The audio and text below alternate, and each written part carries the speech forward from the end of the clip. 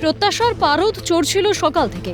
রাজ্যে নতুন সরকার গঠনের পর এটাই ছিল প্রথম পূর্ণাঙ্গ বাজেট। স্বভাবতই লগ্নিকারী থেকে শুরু করে বড় শিল্পপতি সবার নজর আটকে ছিল টিভির পর্দায়। বিধানসভায় অর্থমন্ত্রী স্বপন দাশগুপ্তের বাজেট বক্তৃতা শেষ হতেই কাটল দীর্ঘদিনের উৎকণ্ঠা। Bengal chamber of commerce and industry এর শীর্ষ কর্তারা এক বাক্যে মেনে নিলেন, বহুদিন পর বাংলায় এমন দূরদর্শী এবং শিল্প বান্ধব বাজেট দেখা গেল। বাজেট ঘোষণার পরেই বেঙ্গল চেম্বারের সভাগৃহে বসেছিল এক সাংবাদিক সম্মেলন। সেখানে উপস্থিত ন্যাশনাল ট্যাক্স কমিটির চেয়ারম্যান বিবেক জালান থেকে শুরু করে অভিজিৎ সেনের মতো ব্যক্তিত্বরা স্পষ্ট জানিয়ে দিলেন, চেম্বার রাজ্যের অর্থনৈতিক উন্নতির জন্য যে সুপারিশ করেছিল তার সিংহভাগই এই বাজেটে প্রতিফলিত হয়েছে।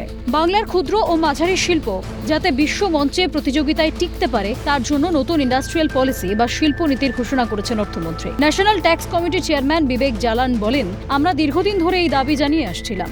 এই নীতির হাত ধরে বাংলা অনেক দূর এগিয়ে যাবে। ভবিষ্যতের কথা মাথায় রেখে এই বাজেটে বিশেষ ফোকাস রাখা হয়েছে সবুজ শক্তি বা গ্রিন এনার্জির উপর। বাজেটটা টুয়ার্ডস বিকসিত বেঙ্গল একটা স্টেপ আছে বেঙ্গলে। উনি স্টার্ট করেছেন এটা বলতে গিয়ে কি 8.16 লাখ crore রুপিজে অলরেডি একটা স্টেট গভর্নমেন্ট ডেফিসিটে আছে, কিন্তু তার ক্ষেত্রেও কোনো ট্যাক্সেস ইনক্রিজ করা হয়নি আর ফিসকাল ডেফিসিট 2.9%-এ মেনটেন করেছেন। এই রোরো স্কিম চালু হবে from Shalimar to Garden Reach. Next, Haldia অনেক ফোকাসে আছে ফর ইন্ডাস্ট্রিয়াল ডেভেলপমেন্ট, আর একটা ব্রিজ হবে from Haldia to Nandigram. Logistics অনেক বড় একটা ফোকাস এরিয়া আছে ইন্ডাস্ট্রির ক্ষেত্রে। ডানকুনি টু সুরাট, এই ওয়েস্ট আর ইস্ট ইন্ডিয়া যা ডিফারেন্স আছে, যা ডিভাইড আছে ইনকামে, এই freight corridor from Dankuni to Surat এটাকে কমাবে, যেখানে বেঙ্গল আর ওয়েস্টার্ন ইন্ডিয়া কানেক্ট হবে থ্রু দিস ফ্রেড করিডোর। আর ইন্ডাস্ট্রিদের জন্য একটা ইন্ডাস্ট্রিয়াল পলিসি যেটা আগে ছিল না, আর বেঙ্গল চেম্বার এটাকে অনেক রিকমেন্ডও করেছে, একটা 5,000 crore রুপিস এমএসএমইদের জন্য ইন্ডাস্ট্রিয়াল পলিসি একটা অ্যানাউন্স হয়েছে। এই বাজেট এটা দেখা যাচ্ছে towards employment and towards industrial rejuvenation in Bengal. এই তরফে এই সরকার এগিয়ে গেছে। রাজশ্রী দাশগুপ্তের মতে এই বাজেটের সবচেয়ে বড় ইতিবাচক দিক হলো কর্মসংস্থানে স্পষ্ট রোডম্যাপ। 1 লাখ নতুন নিয়োগের পাশাপাশি রাজ্যের পরিকাঠামো উন্নয়নের উপর বিপুল জোর দেওয়া হয়েছে। তার স্পষ্ট বার্তা, চেম্বার রাজ্যের ভবিষ্যৎ নিয়ে যে পথে ভাবছিল, এই নতুন সরকারও ঠিক সেই পথেই পা বাড়িয়েছে। এটা অত্যন্ত শুভ ইঙ্গিত। বাজেট আজকে যেরকম হলো তাতে এটা তো একটা miniature version of the union বাজেটের মতনই শোনালো। প্রত্যেকটা দিকে প্রপার ফোকাস।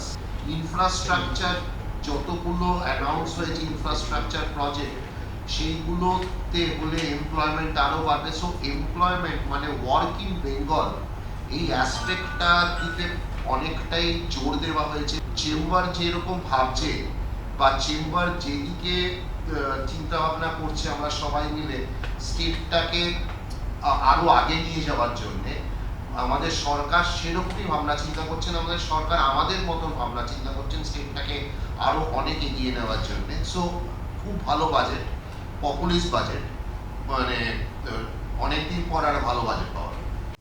সবচেয়ে বড় চমকটি এসেছে প্রযুক্তি ক্ষেত্রে। বাজেটে কৃত্রিম বুদ্ধিমত্তা বা এআই এর উপর বিশেষ জোর দেওয়া হয়েছে। বিশিষ্ট শিল্পোদ্যোগী অভিজিৎ সেন এই সিদ্ধান্তে উচ্ছ্বাস প্রকাশ করে বলেন, প্রযুক্তির এই ব্যবহারে আমি অত্যন্ত আনন্দিত। এআই এর হাত ধরে আগামী দিনে বাংলার কর্মসংস্থানের পুরো খোল নলচে বদলে যাবে। আমরা পাশ্চাত্য দেশ থেকে দেখতে পারি যে নতুন চাকরি এখন পাশ্চাত্য দেশে প্রায় পুরোপুরি আর্টিফিশিয়াল ইন্টেলিজেন্সের চাকরি। এমনি এমপ্লয়মেন্ট ক্রমশই কমে যাচ্ছে।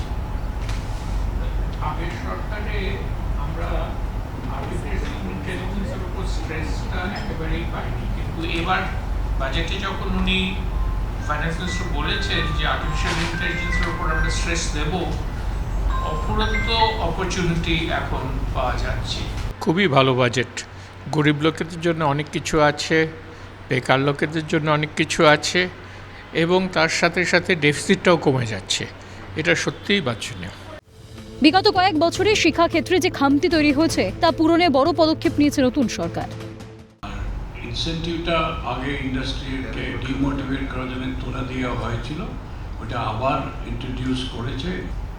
ওভারঅল মিস্টার জালান কি বলেছেন আর আমরা কি দেখেছি, ওইটাতে আমাদের নিশ্চয়ই মনে হয় that we are going into এটি কেবল একটি বার্ষিক আয় ব্যয়ের খতিয়ান নয়, বরং আগামী 5 বছরে বাংলাকে পূর্ব ভারতের অর্থনৈতিক হাব হিসেবে গড়ে তোলার একটি ব্লুপ্রিন্ট। বেঙ্গল চেম্বারের মতে এই বাজেট যেমন একদিকে যুব সমাজের জন্য কর্মসংস্থানের সুযোগ তৈরি করবে, তেমনি অন্যদিকে লগ্নিকারীদের জন্য তৈরি করবে নিরাপদ বিনিয়োগের পরিবেশ। দীর্ঘদিন পর যেন এক পজিটিভ ও প্রগতিশীল বাংলা গড়ার ডাক দিল নতুন সরকার। ক্যামেরায় গোপাল সেনের সঙ্গে মফিজুল ইসলামের রিপোর্ট, ক্যালকাটা নিউজ।